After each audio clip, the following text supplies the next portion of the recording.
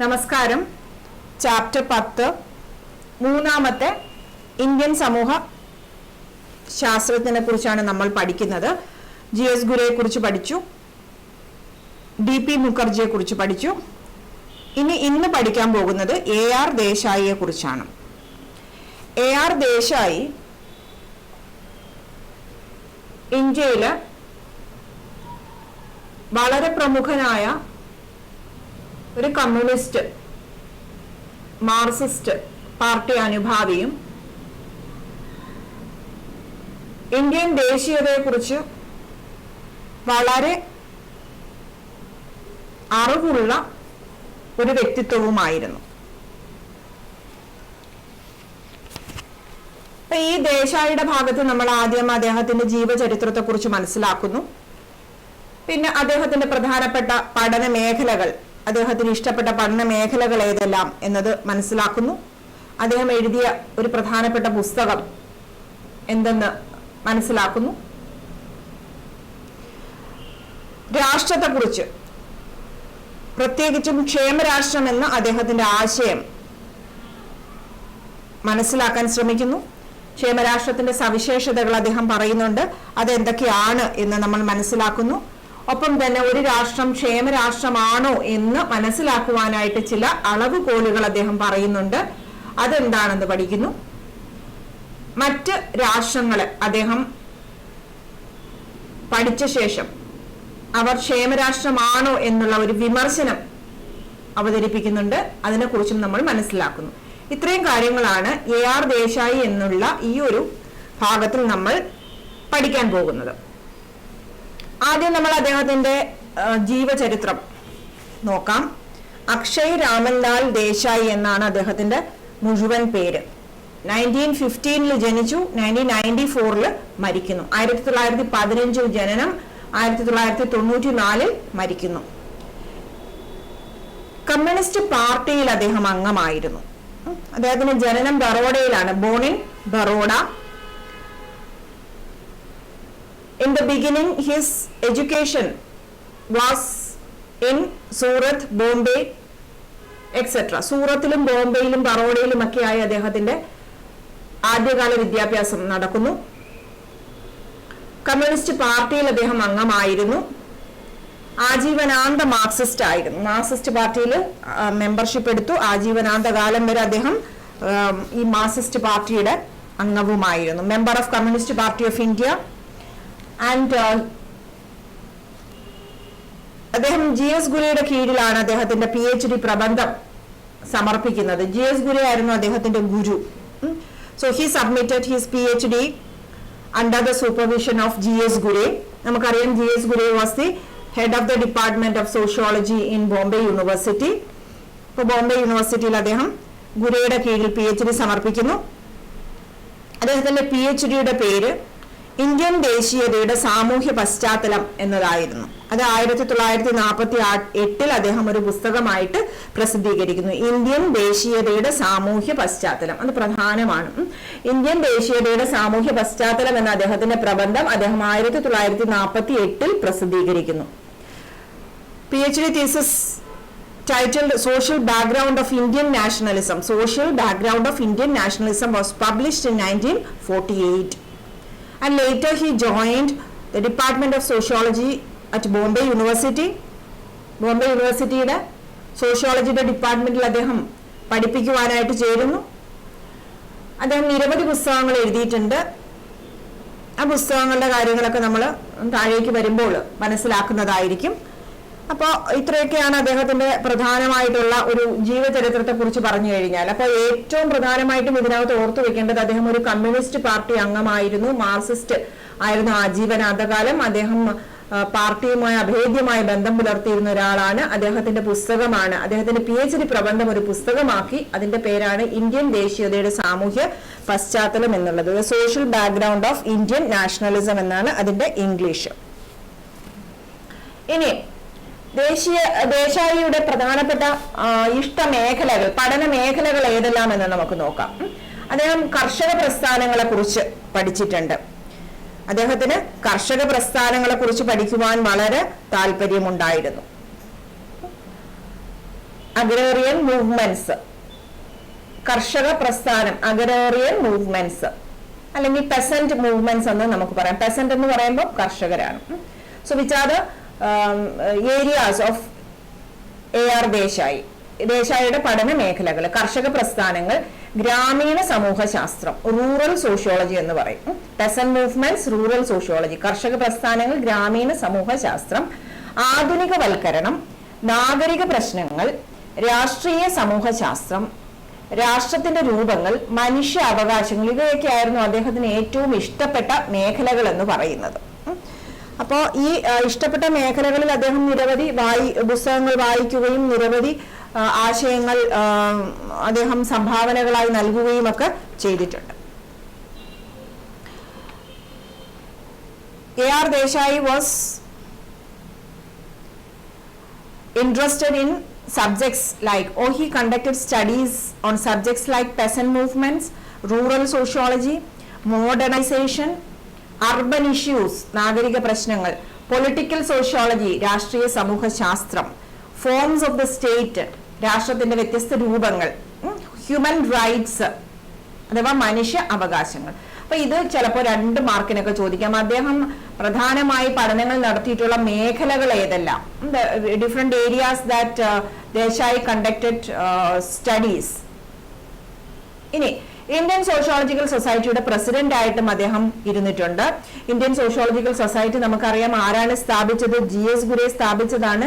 Sociological bulletin എന്ന മാഗസിനും അതുപോലെ തന്നെ ഇന്ത്യൻ സോഷ്യോളജിക്കൽ സൊസൈറ്റിയും സ്ഥാപിച്ചത് GS ഗുരെയാണ്. ഫൗണ്ടഡ് ഇന്ത്യൻ സോഷ്യോളജിക്കൽ സൊസൈറ്റി ആര്? GS Ghurye. And at the same time GS Ghurye took initiative to publish a sociological bulletin, which is the first sociological bulletin in India.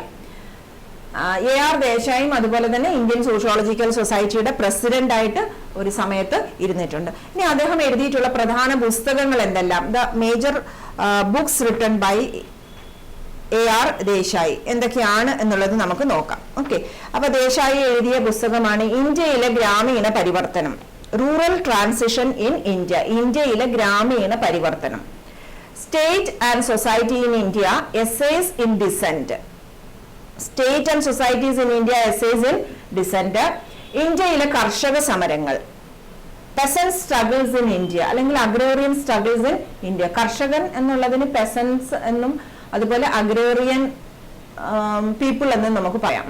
അപ്പൊ ഇന്ത്യയിലെ കർഷക സമരങ്ങൾ അഥവാ അഗ്രേറിയൻ അല്ലെങ്കിൽ പെസൻസ് സ്ട്രഗിൾസ് ഇൻ ഇന്ത്യ എന്നതും അദ്ദേഹത്തിന്റെ പുസ്തകമാണ്. സ്വാതന്ത്ര്യാനന്തര ഇന്ത്യയിലെ കർഷക സമരങ്ങൾ, agrarian struggles in India after independence, സ്വാതന്ത്ര്യാനന്തര ഇന്ത്യയിലെ കർഷക സമരങ്ങൾ, myth of welfare state, the myth of welfare state അദ്ദേഹത്തിന്റെ പ്രസിദ്ധമായ പുസ്തകമാണ്. ഈ പുസ്തകത്തിനകത്ത് പറഞ്ഞിരിക്കുന്ന കാര്യങ്ങളാണ് ഇന്നത്തെ ക്ലാസ്സിൽ അദ്ദേഹത്തിന്റെ സിദ്ധാന്തമായിട്ടും പഠിക്കുന്നത്. അതുപോലെ അദ്ദേഹത്തിന്റെ PhD പ്രബന്ധമായ ഇന്ത്യൻ ദേശീയതയുടെ സാമൂഹ്യ പശ്ചാത്തലം, the social background of Indian nationalism. ഇങ്ങനെ 6 പ്രധാനപ്പെട്ട പുസ്തകങ്ങളാണ് AR ദേശായി എഴുതിയിട്ടുള്ളത്. അപ്പൊ ഈ പുസ്തകങ്ങൾ ചിലപ്പോൾ അദ്ദേഹം എഴുതിയ 1-2 പുസ്തകങ്ങളുടെ പേരുകളൊക്കെ 2 മാർക്കിന് 3 മാർക്കിനൊക്കെ ചോദിക്കാം. അല്ലെങ്കിൽ വേണമെങ്കിൽ ബാച്ച് ദ ഫോളോയിങ്ങിന് തന്നെയും ചോദിക്കാം.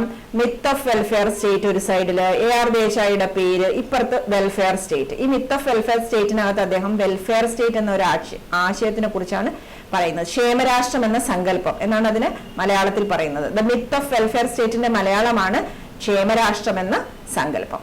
മനസ്സിലായല്ലോ? അപ്പൊ അദ്ദേഹം എഴുതിയ 6 പുസ്തകങ്ങളാണ് ഇവിടെ കിടക്കുന്നത്.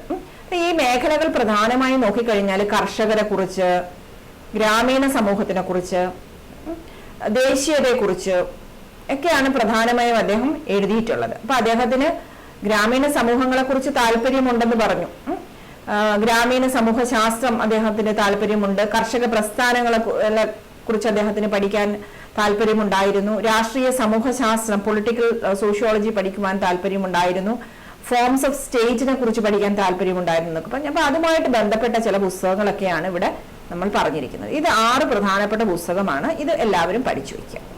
ഇനി നമ്മൾ അദ്ദേഹത്തിന്റെ, അപ്പൊ ഇത്രയുമൊക്കെ ചെറിയ മാർക്കുകൾക്ക് ചോദിക്കുന്ന ആശയങ്ങളൊക്കെയാണ് പറഞ്ഞു കഴിഞ്ഞത്. ഇനി നമ്മൾ അദ്ദേഹത്തിന്റെ രാഷ്ട്രത്തെ കുറിച്ചുള്ള സങ്കല്പം 8 മാർക്കിന്റെ എസ്സേ ആണ്. ഇനി ഇവിടെ നിന്ന് അങ്ങോട്ട് അവസാനം വരെ ആ 8 മാർക്കിന്റെ എസ്സേയുടെ കണ്ടന്റുകളാണ് ഉള്ളത്. ഓക്കെ, അപ്പൊ മാർക്സിസ്റ്റ് കാഴ്ചപ്പാടിലൂടെയാണ് ഈ AR ദേശായി മുതലാളിത്ത രാഷ്ട്രങ്ങളെ കുറിച്ച് പഠിച്ചിട്ടുള്ളത്. അദ്ദേഹം മുതലാളിത്ത രാഷ്ട്രങ്ങളെ കുറിച്ച്, മോഡേൺ ക്യാപിറ്റലിസ്റ്റ് സ്റ്റേറ്റിനെ കുറിച്ച് പഠിക്കുവാൻ താല്പര്യം കാണിച്ചിട്ടുണ്ട്. Desai took great interest in the study of modern capitalist state. Marxist കാഴ്ചപ്പാടിലൂടെ മുതലാളിത്ത രാഷ്ട്രങ്ങളെ കുറിച്ച് ദേശായി പഠിച്ചു. And he approached this issue from a Marxist perspective. Marxist കാഴ്ചപ്പാടിലൂടെയാണ് അദ്ദേഹം മോഡേൺ ക്യാപിറ്റലിസ്റ്റ് സ്റ്റേറ്റിനെ കുറിച്ച് പഠിച്ചത്. And he was a strong critic of the concept welfare state. അപ്പൊ അക്കാലത്തുണ്ടായിരുന്ന ഒരു പ്രധാനപ്പെട്ട ആശയമാണ് ക്ഷേമരാഷ്ട്രം എന്ന് പറയുന്നത്. ജനങ്ങളുടെ ക്ഷേമത്തിനായി നിലനിൽക്കുന്ന രാഷ്ട്രങ്ങളാണ് ക്ഷേമരാഷ്ട്രം അഥവാ welfare state. The state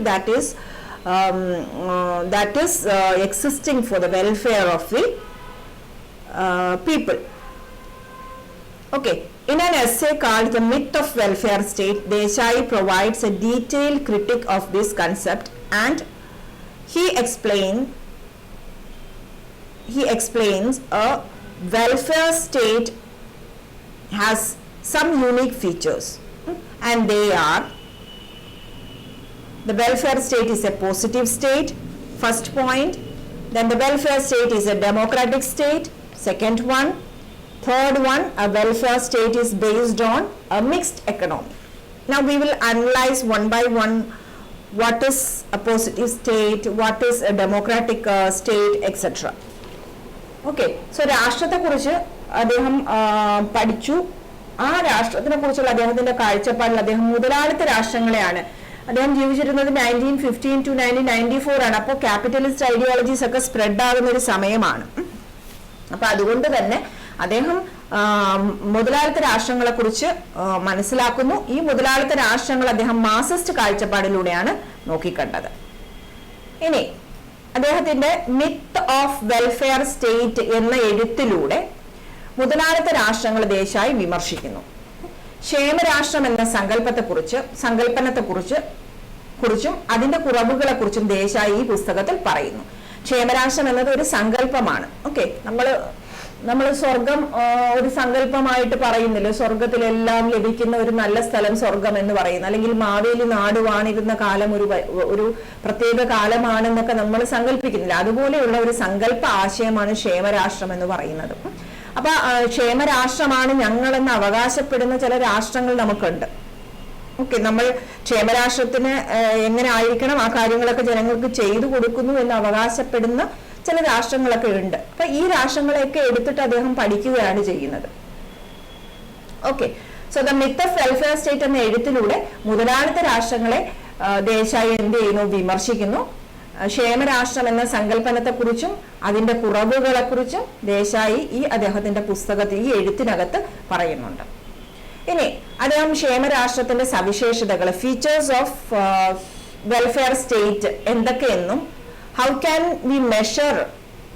can we conclude that a state is a welfare state, അല്ലെങ്കിൽ ഒരു സ്റ്റേറ്റിനെ, ഒരു രാഷ്ട്രത്തിനെ ക്ഷേമരാഷ്ട്രം എന്ന് നമുക്ക് എങ്ങനെ അളക്കാം എന്നുള്ളതിനുള്ള അളവുകോലുകളും അദ്ദേഹം പറയുന്നുണ്ട്. അപ്പൊ ക്ഷേമരാഷ്ട്രത്തിന്റെ സവിശേഷതകളായിട്ട് 3 പോയിന്റുകളാണ് അദ്ദേഹം പറയുന്നത്. ഒന്ന്, welfare state is A positive state, അതായത് ഇത് ഒരു ക്രിയാത്മക രാഷ്ട്രമാണ്. ക്രിയാത്മക രാഷ്ട്രം എന്നാൽ ഇടപെടുന്ന ഒരു രാഷ്ട്രം. എന്തിൽ ഇടപെടുന്നത്?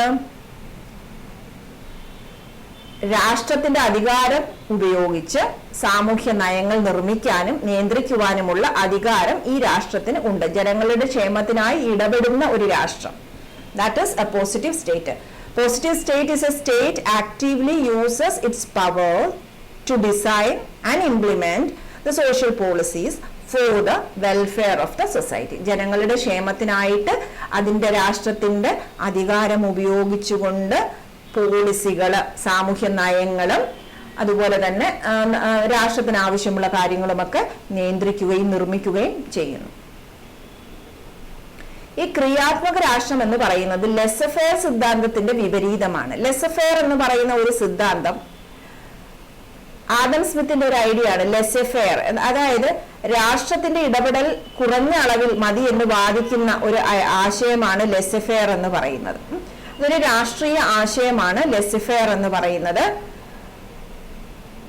ഈ ലെസെ ഫെയർ ആശയത്തിന്റെ വിപരീതമാണ് ക്ഷേമരാഷ്ട്ര സങ്കല്പം എന്ന് പറയുന്നത്. ലെസെ ഫെയർ എന്താണ്? ലെസെ ഫെയർ എന്ന് പറയുന്ന ആശയത്തിൽ രാഷ്ട്രം ജനങ്ങളുടെ കാര്യത്തിൽ വളരെ കുറച്ചു മാത്രമേ ഇടപെടുന്നുള്ളൂ. ജനങ്ങളുടെ മേൽ രാഷ്ട്രത്തിന്റെ ഇടപെടൽ വളരെ കുറവുള്ള ഒരു രാഷ്ട്രീയ സിദ്ധാന്തമാണ് എന്ത്? കുറവ് മതി ഒരു രാഷ്ട്രത്തിന് എന്ന് പറയുന്ന ഒരു രാഷ്ട്രീയ സിദ്ധാന്തമാണ് ലെസെ ഫെയർ. അപ്പൊ ക്രിയാത്മക രാഷ്ട്രം ലെസെ ഫെയർ സിദ്ധാന്തത്തിന്റെ വിപരീതമാണ്. It is opposite of laissez faire theory. ഇനി ക്ഷേമരാഷ്ട്രം എന്താണ്? ഇടപെടുന്ന ഒരു രാഷ്ട്രമാണ്. ഇടപെടുന്നതെന്ന് പറഞ്ഞാൽ രാഷ്ട്രം അതിന്റെ അധികാരം ഉപയോഗിച്ചുകൊണ്ട് ജനങ്ങളുടെ നന്മയ്ക്കായിട്ട് സാമൂഹ്യ നയങ്ങൾ നിർമ്മിക്കുകയും നിയന്ത്രിക്കുകയും ചെയ്യുന്നു. This state actively uses its powers to design and implement the social policies for the betterment of the society. It is just opposite of laissez-faire theory. Okay. ഇനി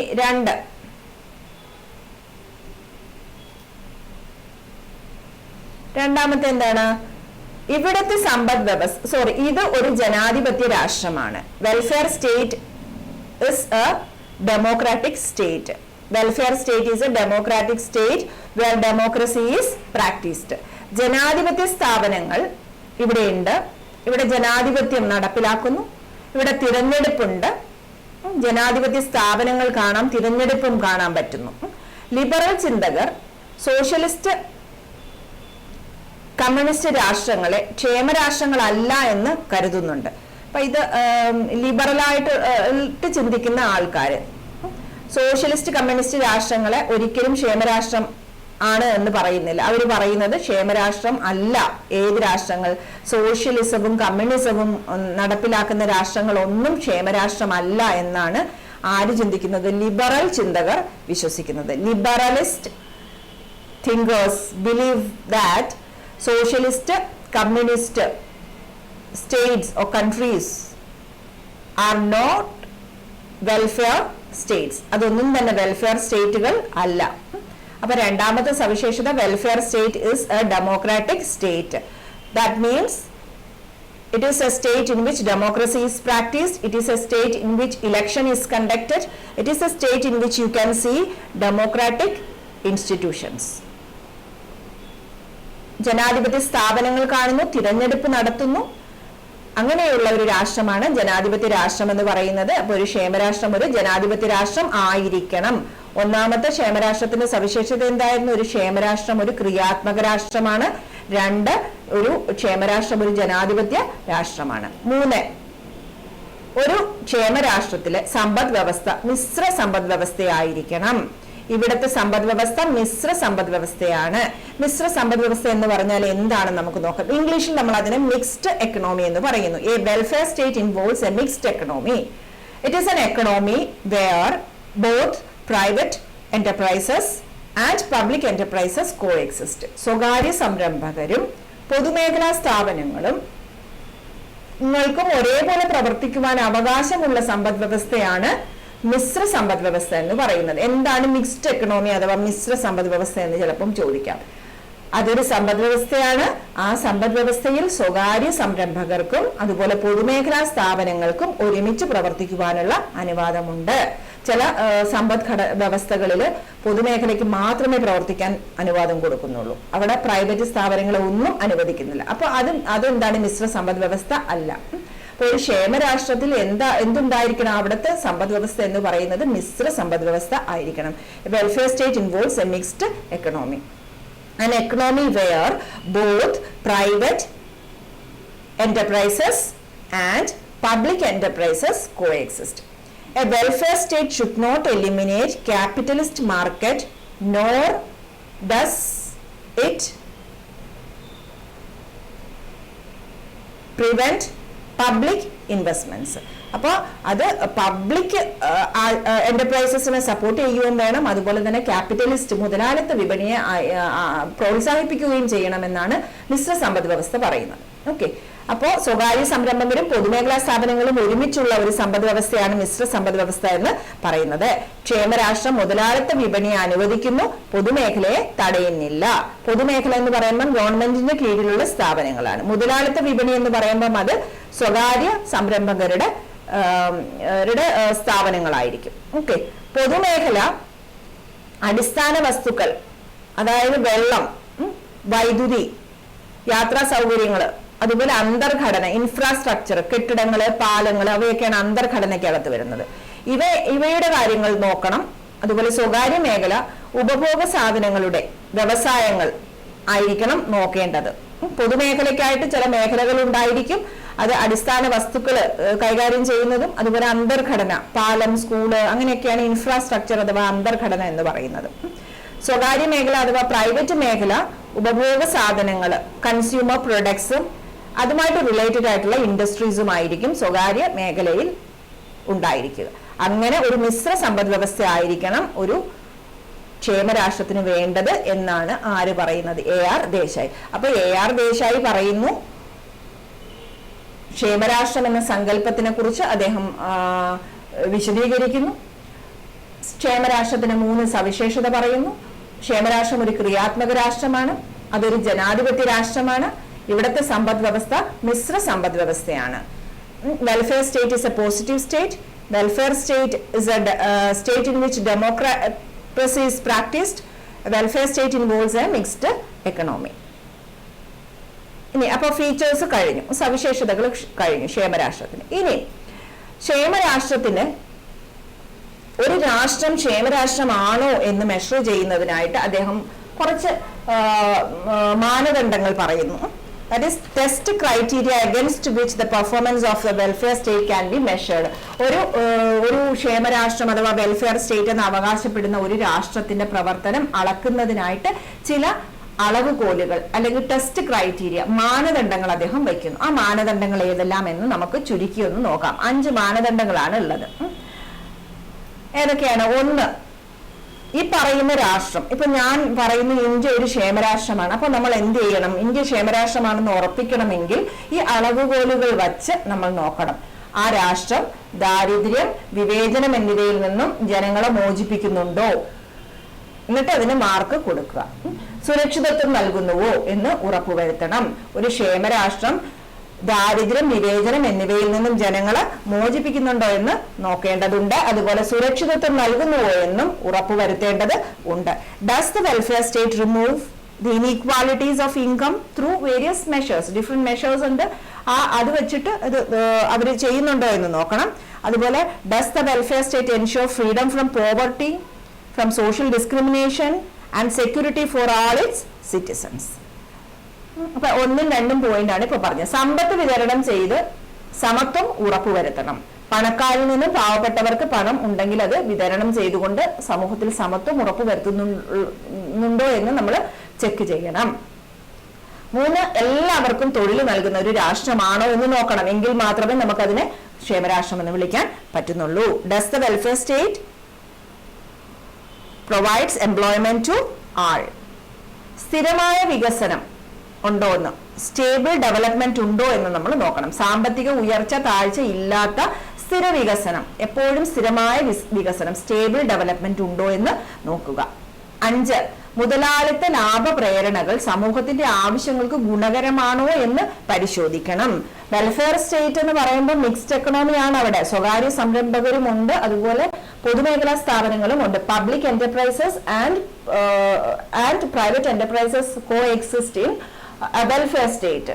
അപ്പോ സ്വാഭാവികമായിട്ടും അവിടെ ക്യാപിറ്റലിസ്റ്റ് പ്രോഫിറ്റ് മേക്കിംഗ് ടെൻഡൻസീസ് മേക്കാം. Okay, അപ്പൊ ഈ മുതലാളിത്ത ലാഭ പ്രേരണകള് സമൂഹത്തിന്റെ ആവശ്യങ്ങൾക്ക് അനുസരിച്ച് ഗുണകരമാണോ എന്ന് പരിശോധിക്കണം. Whether this capitalist profit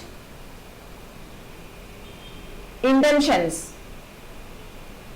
are favorable to the particular community എന്ന് പരിശോധിച്ച് ഉറപ്പുവരുത്തണം. അങ്ങനെ 5 ക്രൈറ്റീരിയകൾ വെച്ചുകൊണ്ട് നമുക്ക് എന്ത് ചെയ്യാം, ഒരു രാഷ്ട്രം ക്ഷേമരാഷ്ട്രമാണോ എന്ന് അളക്കാൻ സാധിക്കുമെന്നാണ് പറയുന്നത്. അപ്പോൾ 1, രാഷ്ട്രം ദാരിദ്ര്യം, വിവേചനം എന്നിവയിൽ നിന്നും ജനങ്ങളെ മോചിപ്പിക്കുന്നുണ്ടോ എന്ന് നോക്കുക.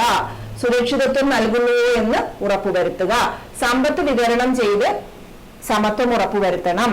എല്ലാവർക്കും തൊഴിൽ നൽകണം. സ്ഥിരമായ വികസനം ഉണ്ടോ എന്ന് നോക്കുക. മുതലാളിത്ത ലാഭപ്രേരണകൾ സമൂഹത്തിന്റെ ആവശ്യങ്ങൾക്ക് ഗുണകരമാണോ എന്നും പരിശോധിക്കണം. ക്യാപിറ്റലിസ്റ്റ് ഈ പ്രോഫിറ്റ് മേക്കിംഗ് നല്ലത് തന്നെയാണ്, പക്ഷേ that should be four the welfare of the society എന്നാണ്. അങ്ങനെ 5 പോയിന്റാണ് അദ്ദേഹം എന്തായിട്ട് പറയുന്നത്, ക്ഷേമരാഷ്ട്രത്തിന്റെ അളവുകോലുകൾ അല്ലെങ്കിൽ test criteria to decide whether a state is a welfare state or not എന്നതി പറയുന്നത്. ഇനി ദേശായി ഈ അളവുകോലുകൾ ഉപയോഗിച്ച് പല രാഷ്ട്രങ്ങളെയും നിരീക്ഷിക്കുന്നു. Using these criteria Desai examines the performance of some states which are usually described as welfare states. For example, Britain, USA, Europe, etc. says they are welfare state. So A.R. Desai used these criteria to examine the performance of Britain, USA, Europe, etc. Britain, USA, Europe എന്നീ രാജ്യങ്ങൾ ക്ഷേമരാഷ്ട്രം അല്ല എന്ന് അദ്ദേഹം തന്റെ അളവുകോലുകൾ ഉപയോഗിച്ച് നിരീക്ഷിച്ചുകൊണ്ട് പറയുന്നു. അപ്പൊ അദ്ദേഹം ഈ ക്ഷേമരാഷ്ട്രത്തിന്റെ സവിശേഷതകൾ കണ്ടെത്തുന്നു. ക്ഷേമരാഷ്ട്രം ആണെന്ന് അളക്കുവാനുള്ള അളവുകോലുകൾ 5 പറയുന്നു. ഈ അളവുകോലുകളുടെ സഹായത്തോടുകൂടി ഒരു രാഷ്ട്രം ക്ഷേമരാഷ്ട്രമാണോ എന്ന് നിരീക്ഷിക്കുന്നു. മനസ്സിലാവുന്നുണ്ടല്ലോ? അപ്പോൾ ഈ അളവുകോലുകൾ മാത്രം, മുകളിൽ പറഞ്ഞ ഈ 5 കാര്യങ്ങൾ മാത്രം ചിലപ്പം ചെറിയ മാർക്കിനൊക്കെ ചോദിക്കാം. 4 മാർക്ക് 3 മാർക്കിന് ചോദിക്കാം. സവിശേഷതകൾ, ക്ഷേമരാഷ്ട്രത്തിന്റെ സവിശേഷതകൾ മാത്രവും എത്ര മാർക്കിന് ചോദിക്കാം? 4 മാർക്കിന് ചോദിക്കാം. രാഷ്ട്രത്തെക്കുറിച്ച് ദേശായി എന്ത് പറഞ്ഞു എന്നുള്ളത് ഫുൾ 8 മാർക്കിനും ചോദിക്കാൻ സാധ്യതയുണ്ട്. ഇപ്പൊ രാഷ്ട്രത്തെക്കുറിച്ച് ദേശായിയുടെ കാഴ്ചപ്പാട് പറയുമ്പം വെൽഫെയർ സ്റ്റേറ്റിനെ കുറിച്ച് പറയണം, സവിശേഷത പറയണം, മാനദണ്ഡങ്ങൾ പറയുക 5, അതുപോലെ അദ്ദേഹം വിമർശിച്ച കാര്യങ്ങളും പറയണം. അപ്പൊ അദ്ദേഹം ഉണ്ടാക്കി വെച്ച ടെസ്റ്റ് ക്രൈറ്റീരിയ, അളവുകോലുകൾ ഉപയോഗിച്ചുകൊണ്ട് അദ്ദേഹം രാഷ്ട്രങ്ങളെ നിരീക്ഷിക്കുന്നു. ബ്രിട്ടൻ, USA, യൂറോപ്പ് എന്നീ രാജ്യങ്ങൾ ക്ഷേമരാഷ്ട്രമല്ല എന്ന് അദ്ദേഹം വാദിക്കുന്നു. ഇവർക്ക് പൗരന്മാർക്ക് സാമ്പത്തിക സാമൂഹ്യ സുരക്ഷിതത്വം ഒരിക്കലും നൽകാൻ കഴിഞ്ഞിട്ടില്ല എന്നാണ് അദ്ദേഹത്തിന്റെ വാദം. ബ്രിട്ടനും USA-യും യൂറോപ്പും ഒക്കെ വെറുതെ പറഞ്ഞുകൊണ്ട് നടക്കുന്നതേ ഉള്ളൂ അവർ ക്ഷേമരാഷ്ട്രമാണെന്ന്. അവർ യഥാർത്ഥത്തിൽ ക്ഷേമരാഷ്ട്രം അല്ല എന്നാണ് പറയുന്നത്. ഇനി സാമ്പത്തിക അസമത്വങ്ങൾ ഇപ്പോഴും ഈ രാഷ്ട്രങ്ങളിലൊക്കെ ഉണ്ട്. അവരുടെ വിപണികളൊക്കെ ചാഞ്ചാടിക്കൊണ്ടിരിക്കുന്നു. സാമ്പത്തിക ദൃഢത ഒരിക്കലും ഇവർക്ക് കൈവരിക്കാൻ ആയിട്ടില്ല. അതിനാൽ ക്ഷേമരാഷ്ട്രം എന്ന് പറയുന്ന ആശയം ഒരു ഐതിഹ്യം മാത്രമാണെന്ന് ദേശായി പറയുന്നു. Using these criteria, Desai examines the performance of those states that are most often described as welfare states. And these states are Britain, USA, etc. He criticized that most modern capitalist states fail to provide minimum economic and social security to all its citizens. എല്ലാ സിറ്റിസൺസിനും minimum ആയിട്ടുള്ള സാമ്പത്തിക സാമൂഹ്യ സുരക്ഷ ഉറപ്പുവരുത്തുന്നതിൽ ഇവരെല്ലാം തോറ്റു. Then their markets are fluctuating. അവരുടെ വിപണികൾ ഇങ്ങനെ ചാഞ്ചാടിക്കൊണ്ടിരിക്കുകയാണ്, വില കൂടുകയും കുറയുകയും ചെയ്തുകൊണ്ടിരിക്കുന്നു. അങ്ങനെ പാടില്ല. വിപണിയിൽ എന്തുണ്ടായിരിക്കണം? സാമ്പത്തിക സ്ഥിരത വേണമെന്ന് പറഞ്ഞു അല്ലെ. പിന്നെ they have higher levels of unemployment. അവരെല്ലാവർക്കും രാഷ്ട്രം തൊഴിൽ നൽകുന്നില്ല. അവിടെ പൗരന്മാർക്ക് തൊഴിലില്ല, സാമ്പത്തിക ദൃഢത കൈവരിക്കാനായിട്ടില്ല. അവിടെ തൊഴിലില്ലാത്തവർ ഒരുപാട് പേരുണ്ട്. അപ്പൊ അതുകൊണ്ട് തന്നെ നമുക്ക് ഒരിക്കലും ഈ രാഷ്ട്രങ്ങൾ ക്ഷേമരാഷ്ട്രം എന്ന് പറയാൻ സാധിക്കില്ല. അതുപോലെ അദ്ദേഹം പറയുന്നത് ക്ഷേമരാഷ്ട്രം എന്ന് പറയുന്ന ആശയം ഒരു ഐതിഹ്യം മാത്രമാണ് എന്നും ദേശായി പറയുന്നു. So Desai says this idea of welfare state is myth, ഐതിഹ്യം, മിത്താണെന്നാണ് അദ്ദേഹം പറയുന്നത്. ഇനി സോഷ്യലിസ്റ്റ് കമ്മ്യൂണിസ്റ്റ് രാജ്യങ്ങളെ കുറിച്ച് ദേശായി എന്ത് പറഞ്ഞു എന്ന് നോക്കാം. What is the opinion of Desai about the socialist communist countries? Socialist communist രാജ്യങ്ങൾ, അദ്ദേഹം ഒരു കമ്മ്യൂണിസ്റ്റുകാരനാണെന്ന് പറഞ്ഞു. ഇത് ഇത്രയും 3 മാർക്കിനും ചോദിക്കാം. കമ്മ്യൂണിസ്റ്റ് ഭരണകൂടങ്ങളെ അദ്ദേഹം വിമർശിച്ചിട്ടുണ്ട്. Even though he was a Marxist, he criticised communist rule, communist ഭരണങ്ങളെ അല്ലെങ്കിൽ കമ്മ്യൂണിസ്റ്റ് രാഷ്ട്രങ്ങളെ അദ്ദേഹം വിമർശിച്ചു. കമ്മ്യൂണിസത്തിൽ ജനാധിപത്യം പ്രധാനമാണ്. കമ്മ്യൂണിസം വേണമെങ്കിൽ അവിടെ എന്ത് വേണം? ഡെമോക്രസി വേണം. കമ്മ്യൂണിസത്തിൽ ഡെമോക്രാറ്റിക് ഐഡിയോളജി വളരെ ഇമ്പോർട്ടന്റ് ആണ്. സോഷ്യലിസ്റ്റ് രാജ്യങ്ങൾ രാഷ്ട്രീയ സ്വാതന്ത്ര്യവും നിയമവാഴ്ചയും ഉയർത്തി പിടിക്കേണ്ടതും അത്യാവശ്യമാണ്. സോഷ്യലിസ്റ്റ് രാജ്യങ്ങൾ എന്ത് ചെയ്യണം? സോഷ്യലിസ്റ്റ് രാജ്യങ്ങള് പൊളിറ്റിക്കൽ ഫ്രീഡം കൊടുക്കണം. അതുപോലെ തന്നെ നിയമവാഴ്ച, അവിടെ നിയമങ്ങള് എന്തുണ്ടായിരിക്കണം? നിയമങ്ങൾ ശരിയായ രീതിയിൽ നടക്കണം. എങ്കിലേ അതിനെ നമുക്ക് സോഷ്യലിസ്റ്റ് കൺട്രി എന്ന് പറയാൻ പറ്റൂ. So he pointed out the significance of democracy in communism. കമ്മ്യൂണിസത്തിൽ ഡെമോക്രസി എന്ന് പറയുന്നത് വളരെ ഇമ്പോർട്ടന്റ് ആണ്. And he argued that socialist state should uphold the political liberty and rule of law. Political freedom അല്ലെങ്കിൽ political ലിബർട്ടിയും അതുപോലെ തന്നെ റൂൾ ഓഫ് ലോ, അവിടുത്തെ നിയമം നടപ്പിലാക്കണം. അത് ആര് നോക്കണം? സോഷ്യലിസ്റ്റ് സ്റ്റേറ്റ്സ് നോക്കേണ്ടതുണ്ട് എന്നുള്ളതാണ്. So even though he was a communist, he openly criticized the shortcomings of communist state. ഒരു കമ്മ്യൂണിസ്റ്റ് ആയ ദേശായി കമ്മ്യൂണിസ്റ്റ് ഭരണകൂടങ്ങളെ വിമർശിച്ചിട്ടുണ്ട്. കമ്മ്യൂണിസത്തിൽ ഡെമോക്രസി വേണം, അത്യാവശ്യമാണെന്നും സോഷ്യലിസ്റ്റ് രാജ്യങ്ങൾ പൊളിറ്റിക്കൽ ലിബർട്ടിയും അതുപോലെ തന്നെ റൂൾ ഓഫ് ലോയും ഉയർത്തിപ്പിടിക്കേണ്ടതും അത്യാവശ്യമാണെന്ന് അദ്ദേഹം പറയുന്നുണ്ട്. ഇത്രയുമാണ് AR ദേശായിയുടെ തിയറി എന്ന് പറയുന്നത്. അദ്ദേഹത്തിന്റെ രാഷ്ട്രത്തെക്കുറിച്ചുള്ള കാഴ്ചപ്പാട് 8 മാർക്കിന് ചോദിക്കാം. വെൽഫെയർ സ്റ്റേറ്റിന്റെ ഫീച്ചേഴ്സ് 4 മാർക്കിന് ചോദിക്കാം. വെൽഫെയർ സ്റ്റേറ്റിന്റെ അളക്കുന്ന അളവുകോലുകൾ 5.34 മാർക്കുകൾക്ക് ചോദിക്കാം. അദ്ദേഹം മറ്റു രാഷ്ട്രങ്ങളെ ക്ഷേമരാഷ്ട്രമാണോ എന്ന് നിരീക്ഷിച്ചിട്ട് വിമർശിക്കുന്നുണ്ട്. അതും 3 മാർക്കിന് ചോദിക്കാം.